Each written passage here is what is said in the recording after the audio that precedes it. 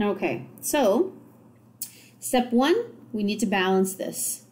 So you should have found, let's take a look. So we need a 2 here. We would need a 3 here. And then let's check out our hydrogens. We need 6. So it should be a 3 here. And I think that's actually works out. So 2 phosphorus, 3 magnesium, 3 oxygen, 6 and 6. Okay, so that's good. Okay, so number 2.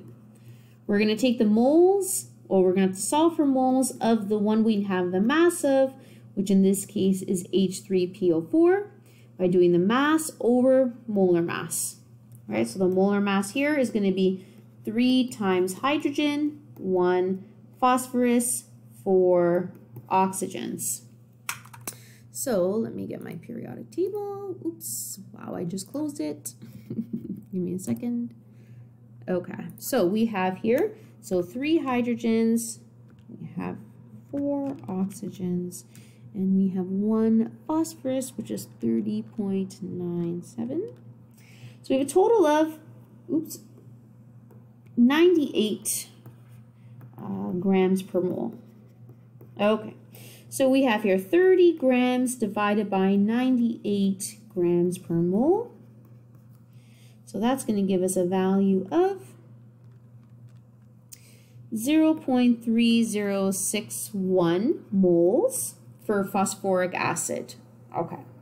Next step, we have mole ratios. I don't know why it keeps doing that.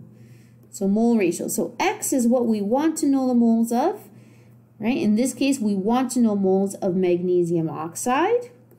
Here's the moles that we currently have.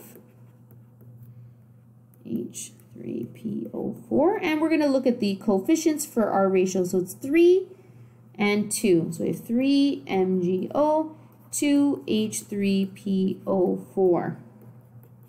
So our X value is 0.3061 times 3 divided by 2. So we get here 0.45915 moles of MgO.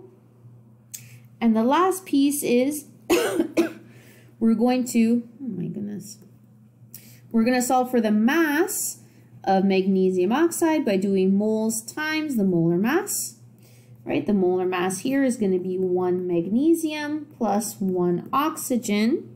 So that's going to be 16 plus 24.30, which is 40.30 grams per mole, right?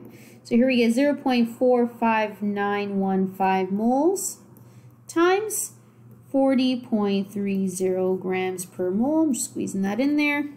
So here we get our mass value of 18.504 grams. But again, the significant digits here is not a great one. So 30 with no decimal point is just 1. So this ends up being a mass value of 20 grams. Okay, so that is essentially gravimetric stoichiometry.